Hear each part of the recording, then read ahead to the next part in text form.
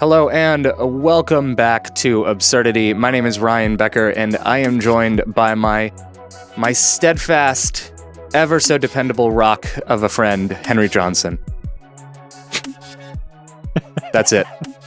That's your intro today. That was thick. That was You were like, is there more? Are you gonna take me to dinner first? Maybe, I don't know. I mean, no, but also just, compliment you with 80s level friendship descriptions. Yeah, the bromance is real. No, I mean, I guess 80s descriptors are. You're almost back in style. Like, I've been noticing all of these commercials on TV and everything else. They're trying to bring the 90s back real hard. Like, everybody the is flared really in the 90s jeans, thing. the tie-dye is coming back. The acid wash is next. It's coming. I'm like, mercy.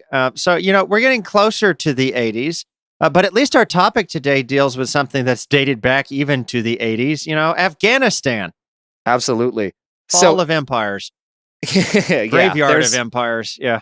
This one was kind of a no-brainer that we would talk about. And before I do, if you're new here, Absurdity is a show where we talk about absurd things, all things absurd in religion, culture, and society. And I genuinely believe that when we start from the place that everything is absurd, we can have better conversations. Because when you're willing to admit the absurdities in your own position, that humility opens you up to a lot more in-depth and a lot more life-giving conversations, I think. And so that's where we are here. And I don't want to say excited to talk about this, but this is something that if you're an American for sure, I don't know how you don't have any opinion at all on this unless you were born in 2001 and your parents, neither of you weren't in a military family. But you should still have some opinion because you probably have some opinion. Yeah. It's just that what I mean is, like, there are people that were born in 2001 that really don't have any interest in 9/11, for example, or don't have any real strong opinion on it. And I believe that there should be, because a lot of this can be found in our response to that as well. But I don't know how you're an American and don't have strong opinions about this one way or the other. And it's interesting to see how we've kind of shifted too, because this was kind of like the one bipartisan thing that existed, which was everyone wanted us out of Afghanistan. And now I would like to argue that it's still bipartisan, because I would agree. Everybody doesn't like how it's going down. And correct. Everyone is blaming everybody, so it's still bipartisan. Yep. And this is the biggest evidence or biggest proof of how you do things matters. Like, it's not just what you do, but it's how you do it. And the means do not always justify the ends. I just think that this is the embodiment of that idea, maybe. So, well, are the decisions even made early in life or long before? We are still impacted by the decisions that we make sometimes. And this isn't just militarily or as nations. This is true as people. You can make a decision that impacts you years later, and you had no clue it was going to turn out that way, or was going to move you that way, or going to impact you. I mean, all it argues, I'm getting ahead of the story. We can make this moral as a personal application, right? Choices matter. And so we need to learn to make wise choices and be adaptable to continue to make wise choices with new information or anything else, because the choices that you make today will eventually make you. Yes. Right? I mean, now I'm starting to get into character talk and whatever, but I mean, choices make you. Yeah. And I do think that that is something we're going to get into quite a bit, but I think it is worth at least a little bit of background.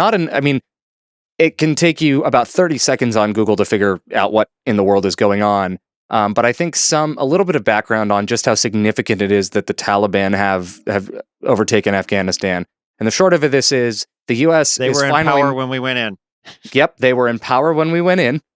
We destabilized them between 2001 or between September 2001. I think we first went in October of 2001, and then we had successfully removed them from power by the end of December.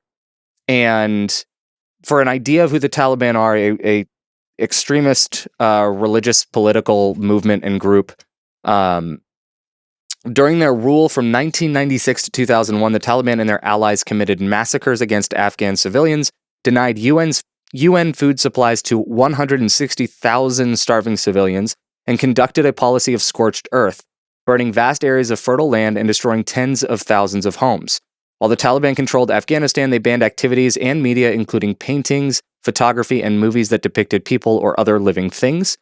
And according to the United Nations, the Taliban and their allies were responsible for 76% of Afghan civilian casualties in 2010 and 80% in 2011 and 2012. So that's just when they don't have power. Like, that's when the US was occupying and they were still responsible for that many. Well, they're fighting an insurgency. Yeah. Yes. But this is a group that right now they've been saying that if you are an Afghan citizen or civilian, you have nothing to worry about, we're not going to hurt you, whatever. But then they're also going door to door and taking everyone's guns and any sort of means that they have to defend themselves. And it's been interesting to watch the response too. I remember seeing a picture or a video. It was a video of I just couldn't watch it at the time. Of a woman leading a protest against the Taliban near the Kabul airport, and all the comments were just like, she's gonna die. And it is... Yeah, for those who won't figure it out on Google really quick, their treatment of women leaves a lot to be desired. Yep, that was me not... Part and desired part, all of it's gone. Yeah, exactly. And like, I was just touching on like barely the tip of the iceberg as far as what they have actually done and the damage that they have done, especially to women. It's not a great club you'd want to be a part of or have run your government, and that's what they're now doing again. Yep. And what did it take them? Like a week, 2 weeks? It didn't take very much for them to get all of Afghanistan back under their control, with the exception of the airport campaign. Yeah. It's interesting too, because if you look up the Afghan war on Wikipedia, there was a line. It was the Taliban. That's what it was. So I looked up the Taliban on Wikipedia just for kicks here, and they'll kick. Oh, they will. There was this line in here, and I'm trying to find it again. I'm not going to like hunt it down. Basically, it said that the leader regained support in 2001, shortly after they had been taken from power, and to continue to support the Taliban. And then it just says, so in early 2002, the Taliban reformed and regrouped. And then in 2021, they regained control of Afghanistan. That was basically the line. Like, there was just this giant gap of time completely unaccounted for. We just jumped from they regained support in 2001 and then retook Afghanistan in 2021. Yeah. I think the hardest pill to swallow in all of this, especially for someone in my position who is very, very strongly in favor of things like universal health care, and I am growing more and more in favor of universal basic income. The idea that we spent 20 years there and spent trillions of dollars on a campaign that was undone in 2 weeks just is just absolutely repulsive to me. And the other side of what's repulsive to me is just myself in seeing the articles of and all the news of this coming out, watching even the videos of people climbing on, trying to climb onto planes as they're taking off and falling out of the wheel wells. And because civilians in Kabul were rushing to try and get out before their offensive took over the city, and thinking like, okay, and then going back to my day like it was normal. Going out to play tennis or going out, just going to work or meeting with a family or whatever, whatever was next, is just the incredible amount of disassociation that I actually have and can easily have from all of this, as far as just how it just got me a little bit. And it really frustrates me that, honestly, what got me more was my lack of reaction to it than the actual thing happening at first. Yeah. But that shows, I mean, just how much and how quickly I think we detach ourselves or disassociate from things happening outside of our backyard. Well, and it also is something to be said about wars that the majority of the population are not impacted by. There is a blessing and a curse to an all-professional military. Yep. And don't get me wrong, there's a reason the United States still has the best military in the world. These are people that are well-trained, they stay, they want to be there. There's reasons that, they're in. It beats a conscript force any day of the week in that sense. But what happens is when you look historically over time, a higher and higher percentage of Americans actually then have nothing they have to do, suffer, contribute, think about for the wars that we engage in. And I think one of the things that's most interesting about Afghanistan is that we could literally go 20 years and the majority of people, if they weren't reading news, right, they would not even be aware that we're even there. Right. Yep. Some people, I'm sure there were people that heard all this news story about we're evacuating Kabul. And they're like, wait, where's Kabul? And we were there. And then if someone's like, yeah, for 20 years. 20 years? What were we doing there for 20 years? Because it doesn't impact us, right? Unless you know someone in the armed forces or somehow directly involved in policy making or an NGO, which means non-governmental organization, or the UN or something that would be involved with it, or know someone from Afghanistan or, like that. It was highly possible to have a 20-year war, America's longest military campaign in its history, 20 years and fighting one continual thing. And you could mostly be unaware of it because like 1% of the population is involved in fighting this war or was involved in fighting this war and 99% weren't. And I think that speaks to, getting ahead of ourselves, that could be even part of the problem about why it could go the way it does is that when your public isn't involved, right, when they're not taking ownership, then who does take ownership and then who is calling the shots? No pun intended, right? And why do you stay there that long? And I think that's one of the drawbacks is it, and you almost could say now getting kind of, what's the word I'm looking for? Oh, philosophical. Thank you. Philosophical about You're it. welcome. I helped a lot there. You really did. Telepathically, it was a big help. But when you're getting philosophical about it, the idea that even when we're moving into drone and mechanized warfare, we've had mechanized warfare obviously since even the tail end of the First World War, but this idea that we're getting more and more and more and more distant and disconnected from the realities of war. And don't get me wrong, war, it doesn't matter what era, what technology, and what century, and I mean this with all due respect, war is hell. There is no way there's no way around that. And I know we live in a world, especially in the 21st century, where everything's like, how do we mitigate casualties and how do we mitigate war? And I'm not like a fan of like, just fight scorched earth policy and be done. But at the same time, there's it's an oxymoron, the idea of war, no casualty, no pain, no suffering, no whatever. That's going to happen. But the more you remove yourself from that reality, I think the more detached we get from, well, obviously reality, from what this causes, what needs to be done about it. I mean, when you reach an age where, and I know a guy that is a drone operator, so the Reaper and Predator drones that go around, like his day job is literally flying drones for the U.S. military, and he literally sits in a trailer in the middle of a desert that is, thousands of miles away from wherever he's operating this actual drone. And he sits in an air-conditioned trailer, drinks his coffee, whatever it is he wants to do, holds a joystick and stares at a computer for 8 hours, and then, gets up, sets his headphones down and leaves the joystick and computer. The next person takes his seat. He walks out of said trailer, gets in his car, and can go to Chick-fil-A. Right. I mean, it's almost like a video game. And so my point is, whether that's good or bad or whatnot, again, the less involvement we have as a society, I think probably is one of the things that contributed to how bad this is ending. There just was not a lot of investment. I mean, the initial investment, because you and I were both alive 9/11, and I believe old enough to remember it to a better extent than someone obviously born. And I can remember originally that was under the George W. Bush administration.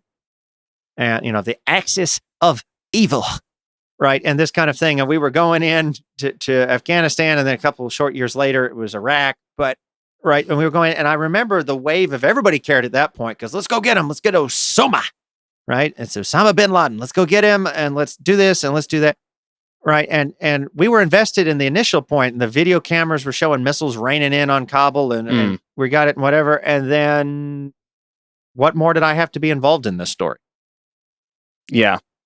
I mean, I know people that are there. I had classmates that went into the Army at that time after 9/11 and got deployed to Afghanistan.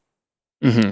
So, I mean, I'm of that generation. I remember that happening. I know people like that. I work with people that have deployed several tours of duty in Afghanistan. So, but if you're not connected in that way, then what impact did this have?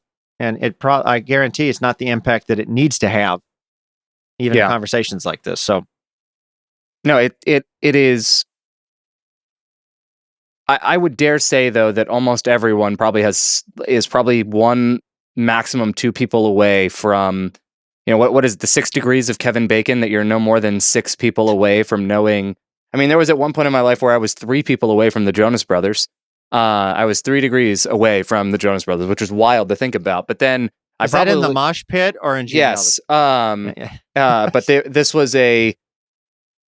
This was. It wouldn't surprise me if most people are 1 or 2 degrees away from someone directly involved in deployment in Afghanistan. I mean, one of my best friends for years, his dad served and was deployed pretty much the entirety. He and I have since faded as friends. I mean, if I run into him somewhere, we'll have great conversations, but there's not the active friendship anymore like it used to be. And for the majority, I met him in 7th grade. We were friends all the way pretty much through college. And during that time, I think I saw his dad twice and met him once. Like actually, in other words, I saw physically his dad, but I didn't talk to him the second time, or the first time maybe. And the second time is when I actually met him. And that was just the reality. And luckily his dad in deployment wasn't in an active battle role. He wasn't in combat role. I think he worked in IT or something on the systems side of things, but he was actively deployed. There were times where my friend would talk about being on the phone with his dad and hearing, so I would say, I have to go, basically, and hearing battle around. Like it's not like he wasn't, near an active or in an active war zone. He just wasn't the one on the front lines. The whole country was a war zone. Yep. And I will say, have to be on a fob to be shot at. I will say there's a part of this I really haven't been any stranger to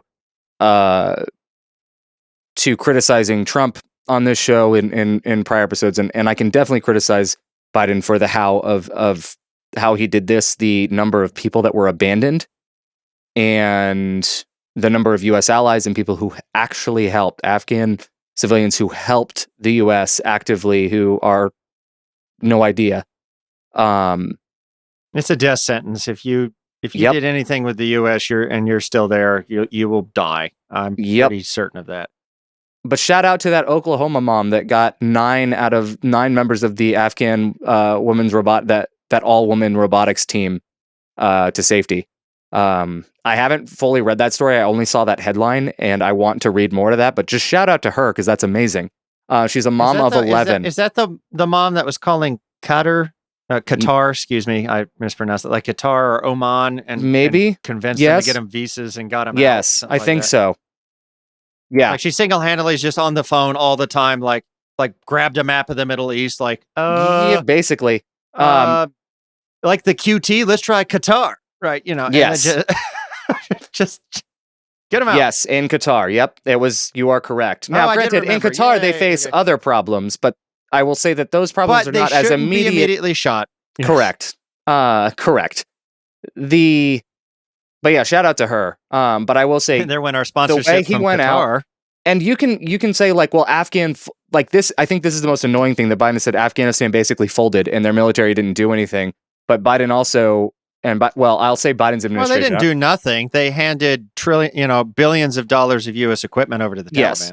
But there was also the side of this of Biden's administration banning any contractors from helping.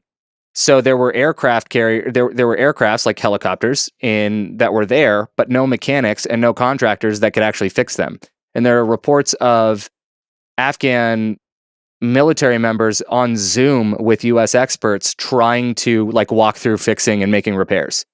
Like when all of your resources are cut off, you can't do anything with contractors, so you can't get anything you can't get any supplies in to fix anything or do maintenance. Like they were doomed from the start when they lost a major portion of being able to do anything with a lot of that. To be fair, and that's something to be said, with billions of dollars of US military equipment being handed over to the Taliban, the same thing will happen there. The difference being that they'll probably just repurpose them into bombs, which is what happened the first time that they were able in the past, where they were able to get a hold of like US tanks or US Humvees. Oh yeah, the sad thing is I heard a supply sergeant the other day make a comment, and it's sad, but it's funny. He was like, "Well, don't feel bad. They won't be able to run the airplanes either. They won't be able to buy the parts on the market because they're proprietary parts that the U.S. was supplying to Afghanistan anyway, and they're not going to get Zoom lessons to know how to operate this Exactly. stuff. So the big heavy equipment, like any jets or helicopters or whatnot, that I think we'd left them really jets, but all that stuff, he's like, it will get parted out and they'll sell parts on the market for something. They'll become scrap. So, I mean, I don't think the Taliban had an air force when we first went in, and I don't think they feel they need one now. So, correct. Yeah, no, it's absolutely accurate. And that's why I say like the billions of dollars thing of handing it over isn't that big of a deal when it comes to the Taliban having it, other than it becomes a huge source of funding for them. That's where that's in my mind also a really, really big deal. Of course, now this bridges into gun violence as well, but let's not forget the millions of firearms that these troops either surrendered or are still sitting in depots somewhere, I'm sure, waiting for some Taliban guy to cut the lock off and be like, what is all this? Oh, wonderful, M16. But M4 carbines, whatever. The thing is, like you said, source of funding, but it's not just funding for the regime. Where are those guns going to end up? Because they're selling them to somewhere. Correct. So how many nations downstream, how many warlords in, other countries, rebel groups in Africa, whatever, how many people, child soldiers, are going to end up with this stuff in their hands and have to fight and whatever? It's the knock-on effects of, great, now you have hundreds of thousands of other lives potentially lost or affected or ruined or dramatically impacted in some way, shape, or form around the globe because all this stuff is just sitting there ready to go, here we go, spread. Yes. Globalization, man.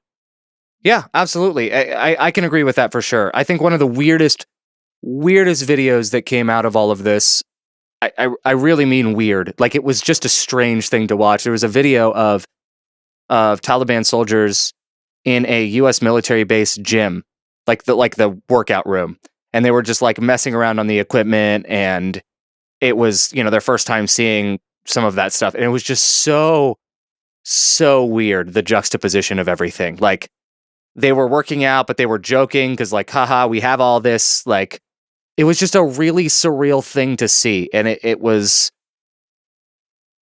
things like that. I think we'll see a lot more until a lot of that stuff wears out, gets parted out, gets sold, whatever. But it was just a really, really strange experience to see basically U.S. military equipment and bases being overrun because they've been abandoned.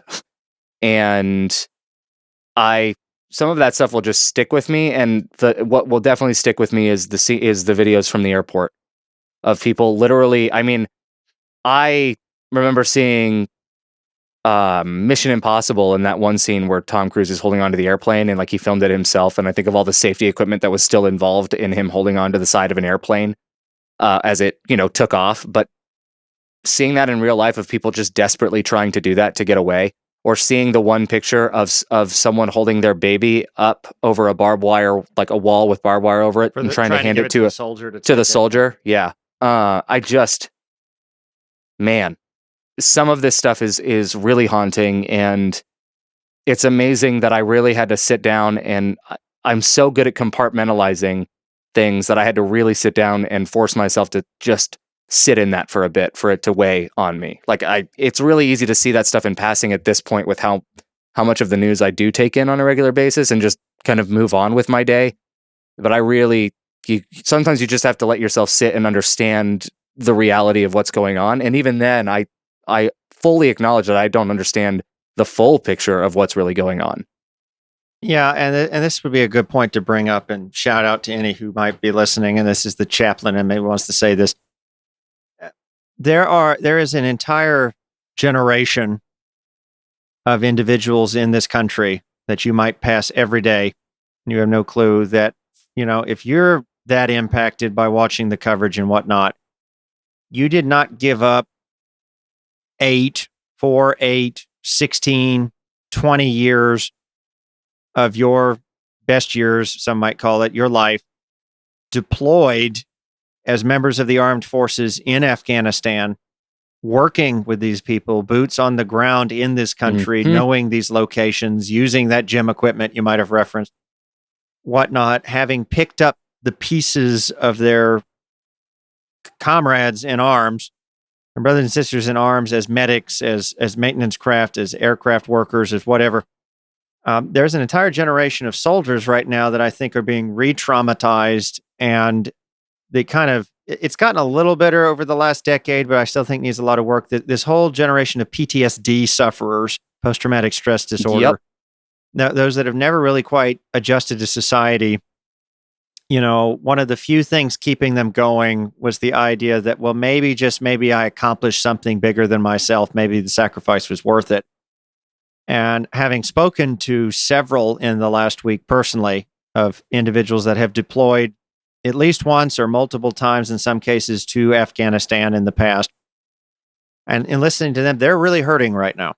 And it doesn't matter what their party is or what their particular desire was going into the Army or Marines or Air Force or Navy or whatever, and going over there. But they were struggling before, and this is really ripping off old wounds that a lot of them still have not found healing for. And I think that's, along with the Afghan civilians and families whose lives are just uprooted and ruined right now.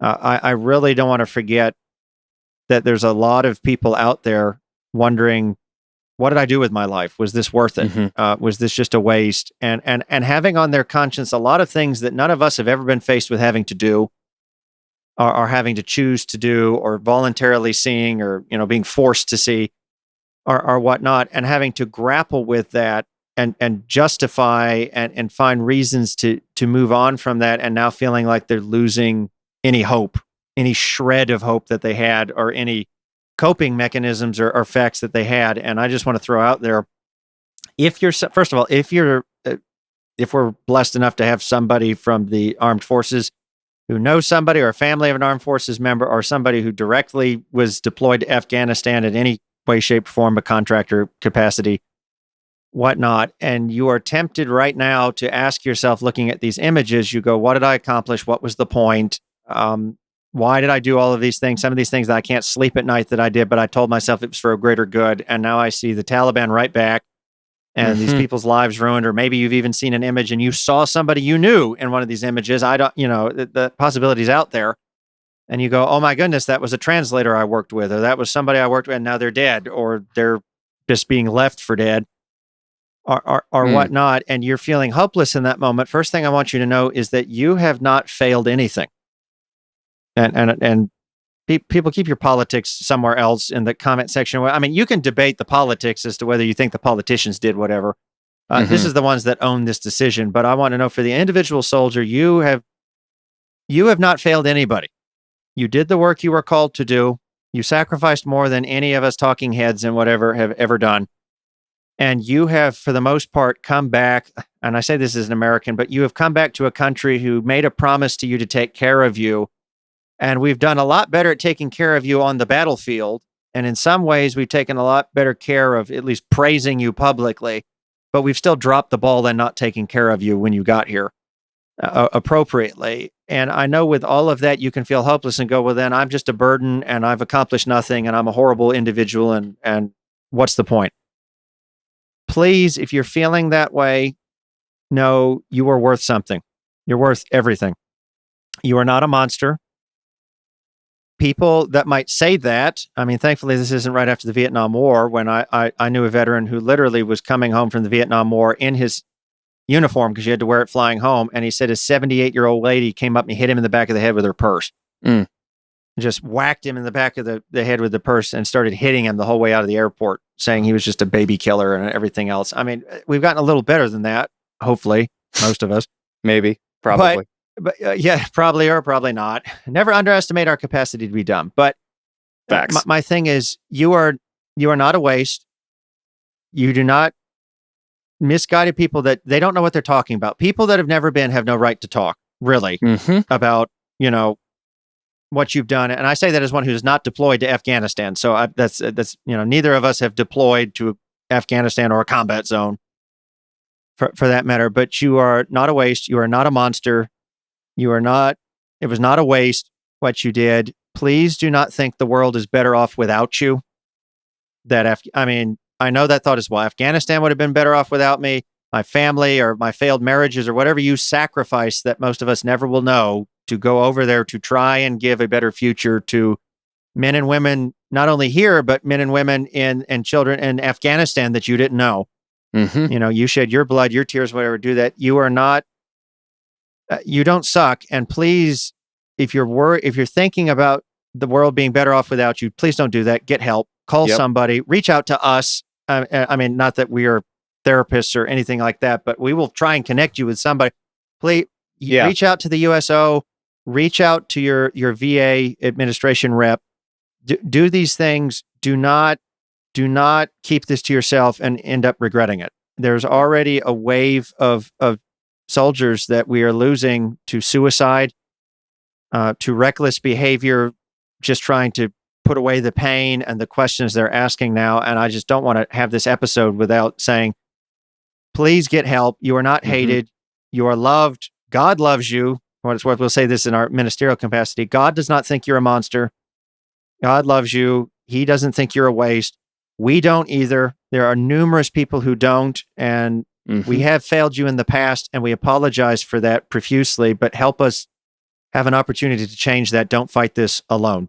Don't bring Afghanistan further into your mind and think that you have to collapse the same way the regime did. So I'm trying to get worked up about this, but I think there's a thing of Afghanistan has taken enough of your life. Don't let it take more. And this is all easy for me to say as someone who was, in third grade on 9/11 and, in the moment didn't fully. I forgot. I was in high school. So. Yeah. Didn't fully understand the weight of what was going on as a kid. But I see this a lot with youth pastors. I see this a lot with pastors. I see this a lot with doctors and nurses. This idea of when everything went downhill, you ask yourself, what was the point, or why, did I even do anything? And the bottom line is the lives you may have saved, the people that you helped, and those things matter, and they mattered then. And just because things went downhill quickly now doesn't mean those things didn't matter just as much then. There's no way you could have known that it would have ended this way. Nor do we know the status of any given person that we may have saved or not, right? Like, I think you could get lost in a lot of hypotheticals and a lot of what ifs, and doing so doesn't actually help you. It doesn't help me. I know that much. And once again, I know that I'm speaking from a place of ignorance in regard to experience. But this is a similar thing that I see happen all the time in ministry, all the time with teachers and chaplains in prisons. I just see it over and over and over again. Anyone who does any kind of work that is trying to better the life of someone else, and when that person either makes a decision against what they were taught, or when things don't end well for that person, we begin to think, what was the point? Why did I even try? But in the moment, you did the best with what you had. You made a positive difference. And there is a place for the anger. Do not get me wrong. I think it's okay to have strong feelings on all of this right now too. I just don't want to see that consume anyone to the point of causing them to be a harm to themselves or others too. And that's why I would second everything that Henry said. I would say, if you have no one else to, then absolutely reach out to us. And it's not because we want to be the last resort, but rather we're not the ones who, for sure, we know we can help you, but we can try our best to get you in touch with someone who might be able to, or run through some ideas with you, or at the very least, just be a listening ear, and let you share. I know several listeners, especially recently, have reached out to us and and just shared their stories in regard to the topics that we've talked about on the show. And that's been something that's been therapeutic for them on their own. And there's a certain safety in sharing with a stranger. And we may not feel like strangers to you if you've been listening for a while, but we're definitely not the normal people you would talk to. And sometimes that can be helpful for people. So just something to keep in mind as you are going through that journey as well. I both of us are definitely praying for you. And I really hope more churches are considering what to do for veterans in their congregations and in their cities as well. I think this is one area where the church could do a whole lot of good with the resources that it has, regardless of denomination, or regardless of the denomination's stance on war and fighting and military service in general. So that's let's just throw that out to Christians too. You do not have to be a supporter of war to support the victims of war. Mm-hmm. And I'm just going to be point blank. A soldier is also a victim. There is not a soldier that deploys to a combat zone that isn't a victim in some way, shape, or form. You don't have to be dead to, physically to have lost even. Sometimes the worst casualty is the ones still walking, right? Because you can't see it, and you don't realize the nightmares they have to carry with them. Put politics aside. Love thy neighbor, whatever. Just let's admit that these people have lived lives and have gone through things and have called us to a higher standard than Christians who, as our focus is the ultimate, right, combatant, the ultimate one of sacrifice, one who is willing to give his life to save yours. Mm-hmm. And for soldiers who risk that same thing, in many ways, they are living the Christian ethos much better than we are, who sit there and all we want to complain about is masks or no masks in a pew. Mm-hmm. Right? I mean, and that's the most, I'm being persecuted. You were never in a fob. You've never been shot. You never held your friend as they were blown up and you're trying to staunch the bleeding. They're victims. There's a lot we could learn from them. If nothing else, learn how to love people, and they need love right now. I mean, they needed it all the time, but right now would be a great time. If Afghanistan's on your mind, guess what? There's a lot of people impacted negatively by Afghanistan all around you. Why don't you start helping? Yeah. Yeah, exactly. Right? Don't just be like, oh, that's horrible. I wish, but I can't do anything about Afghanistan because I'm not at Kabul airport and I can't do it. Well, fine, but you can go talk to the Afghan veteran that's now living underneath the bridge because his PTSD, he couldn't hold a job. And, he just had to get away from the fact that his wife left him or something else. Help people. They're everywhere. They're probably under your nose and you don't even realize it. I said an entire generation's been in that. They're in your churches, possibly. I would hope. They're there. There is a mom in Oklahoma at 60 years old. Now, granted, 4 years ago, graduated with a master's in international relations and U.S. space policy. Or 5 years ago. But detail notwithstanding, there's a mom in Oklahoma who picked up her phone and looked at some maps. And I know I'm greatly oversimplifying what she did. But she understood that she's not in Kabul, that she's not in Afghanistan, and she played an instrumental role in ensuring that the members of that women's robotics team got out safely. And just because you are not there doesn't mean you can't do something here. Even if all you can do is advocate for better treatment of veterans, even if all you can do is listen to a veteran that you know and give them support, or be a little extra patient with them, and just sit with them, whatever it needs to be, there's something that each and every one of us can do. And right now, one of the things that Henry and I are doing, and it may seem, I know that this can be seen as empty criticism, that we can armchair analyst, become armchair analysts for this, but we use our platform to talk about this stuff and hopefully share a word of encouragement to people as well, which we have just tried to do. And that matters. That matters, and I know it matters because of the people who've reached out to me in the past, listening to episodes of this show, being positively impacted by it. Because the way you use your influence matters. And you can go check out, I think it's episode 150 that we did, where we talked about how to influence people effectively, or how to use your influence, for good, and what that actually looks like. So that's definitely something worth going to listen to. If you don't, check out episode 150, and I'll leave a direct link to it in the show notes. I think right about then is when we started releasing podcast episodes on video as well. So, which was really cool. Just saying.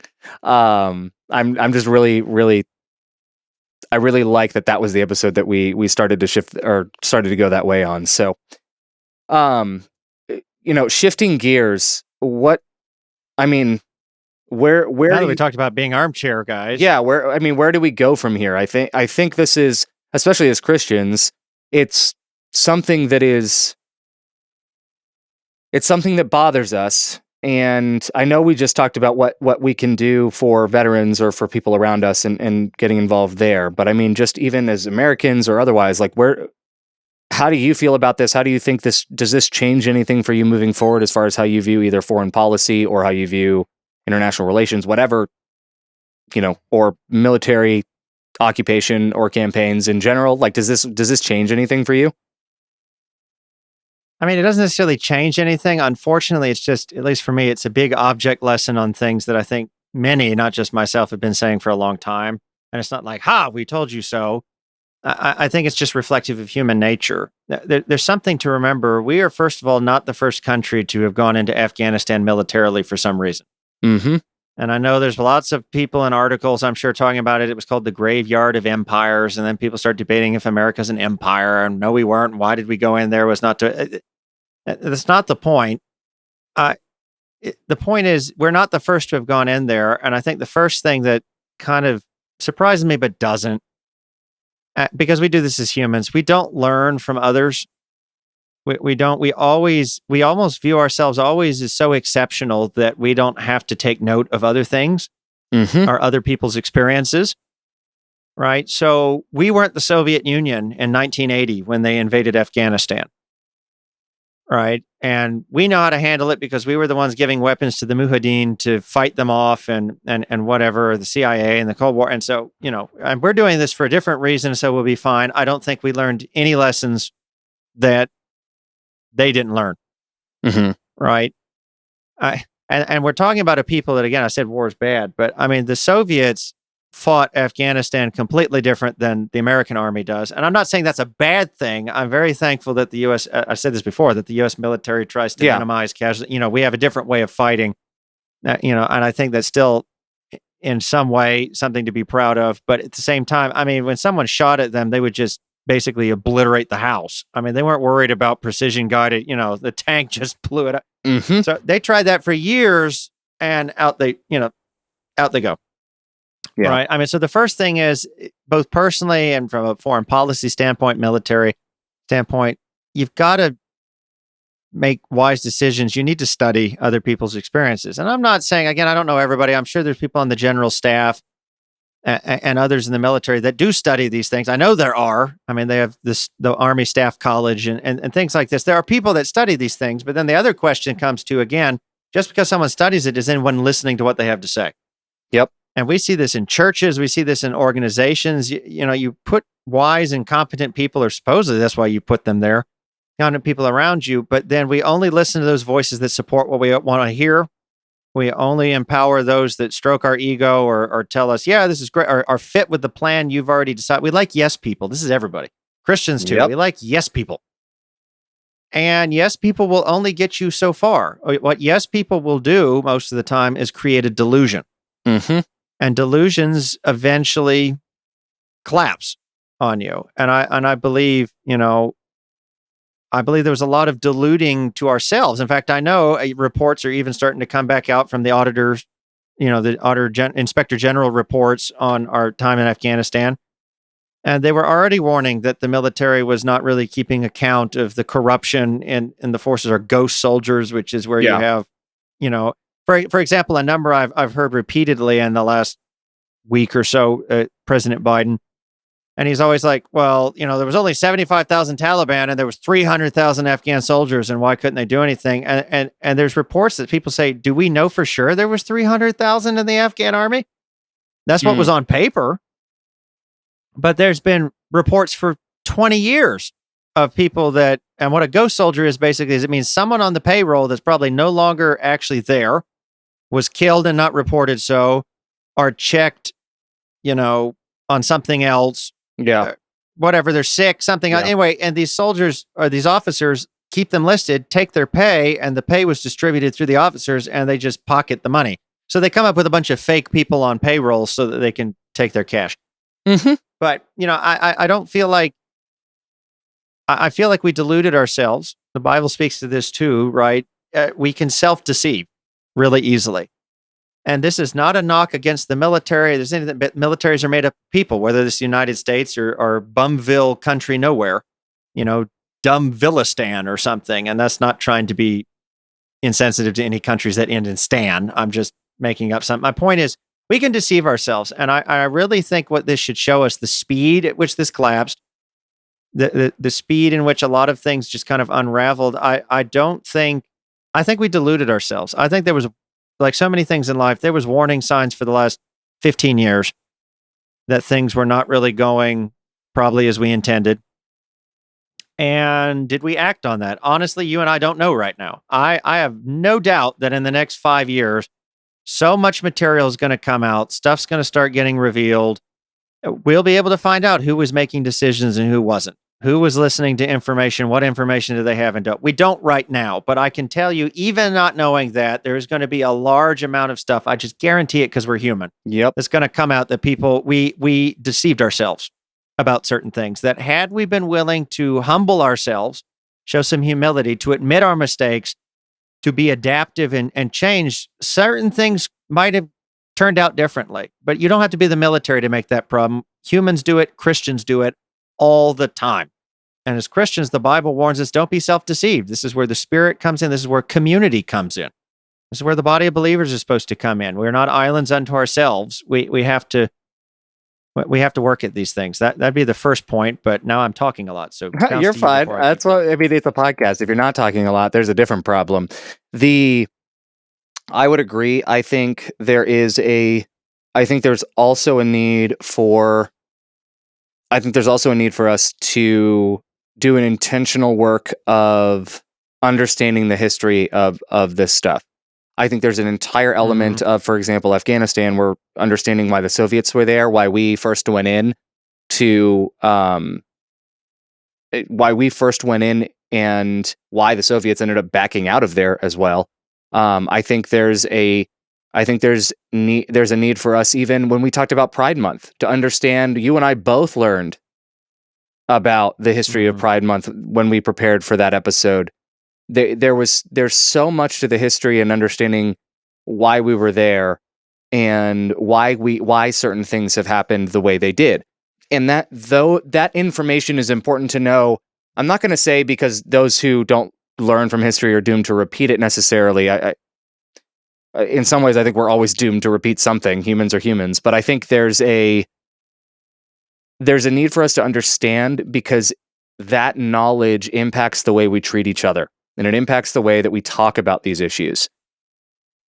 That's why I think it's important to know. Even when looking at the vaccine, if you didn't understand that mRNA vaccine technology has been in the works for years, and if you don't understand almost 20 years. Yeah. And I was going to say decades, and I second guessed myself for a second, but if you don't understand that, if you don't understand that the role that funding plays in the development of vaccines, then of course it makes sense that you would think, hey, this vaccine showed up in less than a year, and I'm really wary of it, and the technology that's used, we don't know anything about it, and all this is brand new, when in reality it's not new. This is the result of years of work, and if anything, how quickly we got that out shows how little we've been funding other important research endeavors and research campaigns for healthcare, right? If you don't understand the history of something and you don't understand the context around it, then it becomes a lot harder for you to make intelligent or informed decisions, because you're literally lacking the information.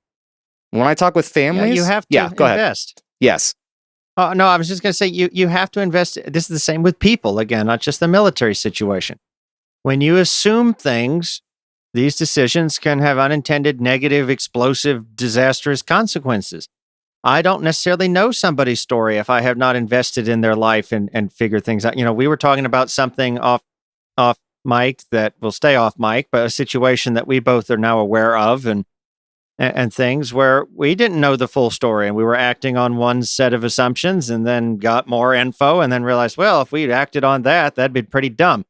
right? You need to take time. Yep. And again, part of that, right after 9/11, passions were high. We were scared. We knew just enough to know that Osama bin Laden was there and that, the Taliban had been supporting Al Qaeda and things like that. And then I feel like we just rushed in and didn't bother to do enough homework ahead. It's worse doing your homework after you're already in the race than before. And for example, we assumed, for the most part, it appears to me, that Afghanistan was a country with a coherent national identity, when anyone who's been there will tell you that's not it at all. A lot of people don't realize half these countries are manufactured at the beginning of the 20th century, after the First World War or something. Lines are drawn on maps and riverbeds, and people don't look at the ethnic makeup and the religious makeups. And if you ever look at the Middle East and wonder why there's straight lines going across a desert and go, how in the world did that work? A guy named Sykes-Picot, two people, Sykes-Picot Agreement, between the British and the French, dividing up the Ottoman Empire. They just drew lines like, you can have this part and we'll take this part. They didn't even look at anything on the ground. Right. But Afghanistan is a loose federation of ethnic enclaves. Right. There's not necessarily Afghans as a ethnic group and in the way that they would view it. Right. There's Pashtuns, there's Uzbeks, Tajiks, Hazaras.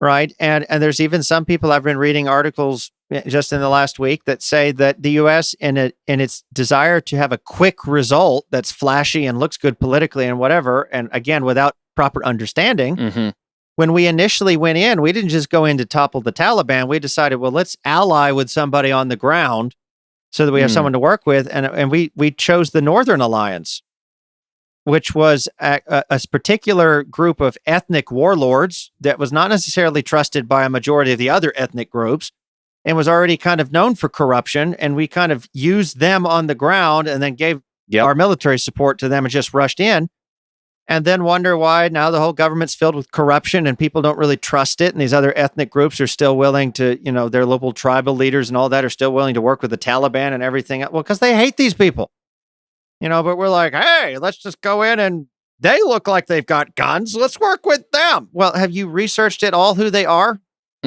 Again, information is key. Take your time to know what you're doing. Yeah. And I think we made the same mistake as the Russians and the British before them and all these empires, quote unquote, that keep failing in Afghanistan.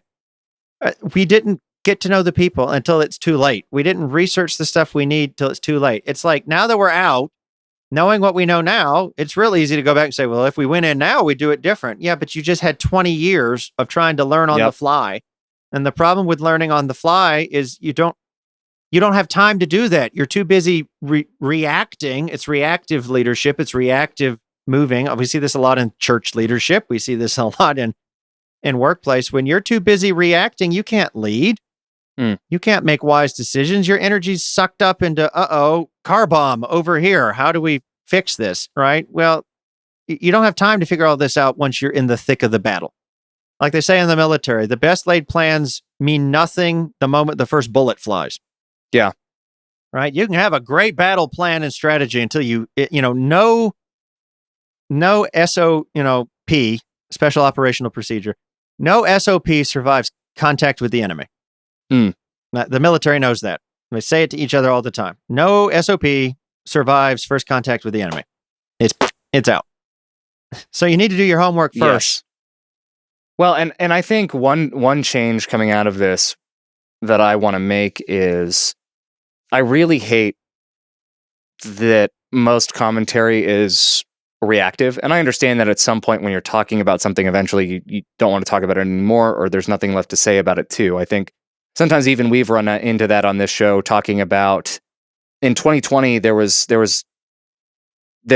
a bit of frustration that Tony and I experienced on this show because it was one police brutality instance after another. And we were like, I don't know what else I can say that I haven't said in the last hour or like that I haven't said over the last 4 hours of us, 4 episodes worth of discussion on this. It's just angering again and again and again. So I get that eventually you feel like, what else is there to say about a topic? And so when there's a campaign that's lasted 20 years, during that 20 years, eventually talk just kind of fades away about it. But I think one change that I want to make moving forward, even with this show, is finding more ongoing issues that don't have any sort of resolution yet, or don't have any sort of like major trigger point for, something having happened, and that being the spark that creates discussion, and talking about those things and learning more about them and understanding it. My regret here is that I wish I had done an episode on Afghanistan, a year ago, or 2 years ago, or even 6 months ago. You know what I mean? Or when Trump struck a deal and there was an update because this is an update, but this is when it's too late to impact. Correct. Anything. This is a different magnitude of update, and I think there's a need to be informed. And I think one weakness that I've had on Absurdity is that it's been in some ways reactive, and to some degree, there's only so much of. I mean, that's just that's how you play the social media game and get visibility on episodes and grow a social media platform in general. But B, there's a certain amount of that's just inevitable. So I do want to do a bit more of that. And if there are topics like, I'm not going to say like Afghanistan, but if there are other topics of things that you think or can see ongoing in a similar manner that maybe not as many people are talking about all the time, I would love to spend some time diving into those topics. So leave a comment or reach out to us via email or on social media. You can find all links in the episode description. That would be really helpful because I want to jump into more topics like that and get the information before these huge title shifts happen. Yeah. Henry? Also, don't go ahead. Yeah, sorry. I was just going to say, also, when it comes to being informed, don't make cheap comparisons as a coping mechanism for saying, see, we addressed it and we learned. Another thing I've heard a lot of in the last week is this is exactly like the fall of Saigon. My Facebook page was blown up with pictures, side-by-side pictures of a Chinook helicopter leaving the embassy in Kabul. And then that infamous photo of the helicopter on the rooftop. Yep. There in Saigon, lifting the last of the Americans off of the compound there and whatnot. And everyone's like, it's just like Vietnam. It's just like what? Okay, well, first of all, I share the name of an uncle that was killed in Vietnam in that conflict. My family I'm old enough to have family that still deals with that and is challenged by that and trying to learn these lessons. And I get why people do that because they view it as like, well, just like in Vietnam in 1975 when we were pulling out of Saigon, it's a disaster and it was handled poorly and it was blah, blah, blah, blah. And it's almost cheap. It's a cheap shot. Yes. It's very quick to be like, see, now we know it's just as useless as Vietnam and blah, blah, blah, blah, blah. And then we think we've learned the lessons. See, and we can blame the other people. They didn't learn the lessons of Vietnam. Okay, I'm not doubting that there's similarities. Okay, but I think the similarities are not the things I hear people talking about because they're not very well informed. Right? So they say the similarities, it's a disastrous exit that's embarrassing for America. To which I would say, if you start looking at that, while both are embarrassing for different reasons, I would argue historically, but that's a discussion for another time. They're not similar in the way people think. If that's the similarity, they're completely wrong. For one, in the last day, when Saigon fell, when that famous phrase went across the radio, most people don't realize it's 105 degrees in Saigon and the temperature is rising, right? And then Bing Crosby's singing White Christmas, or he was supposed to, and then it didn't broadcast. But that was the evacuation code over the radio that people were supposed to know. When all of this, happened, we still managed between ships in sea and helicopters and plane flights and our planes. We still got like 7,000 people out the day that shot took place with the helicopter coming off the top of the embassy. We got like less than a couple hundred out the same day that we're talking about in Afghanistan.